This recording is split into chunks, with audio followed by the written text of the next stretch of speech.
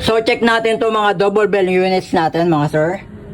So nga pala naka-sale tayo. Unahin natin tong CQBP sorry.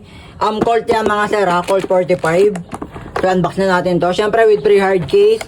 And sa lahat naman yan, laging set pagka bumili kayo, pag nag-avail kayo.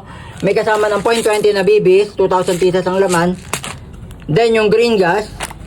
So pakita natin, yung CQBP Colt yan mga sir ha, 45. You know,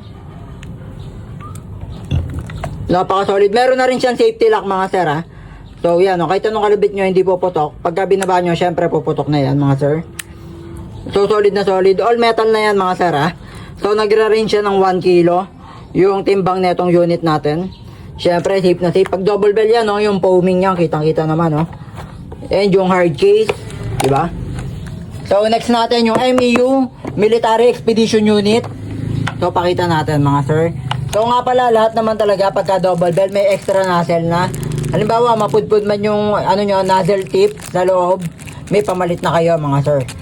So next natin to MEU Military Expedition Unit, caliber 45 to mga sir ha? 1911 caliber 45. So may safety lock din. Ito kagandahan niya, may safety lock na rin yan. Hindi siya basta-basta puputok unless ibaba nyo yan.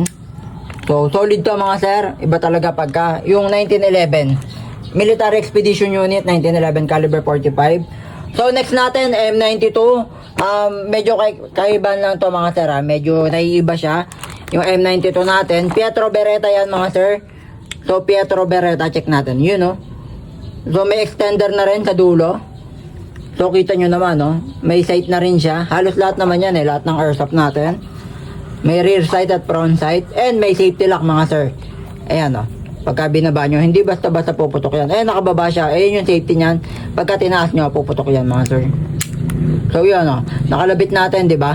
So ito, kahit ano hindi siya puputok. Then next natin yung dalawang high capa natin. Sa mga nag-aabang ng high capa. So ito mga sir ha. High capa Sun Viper.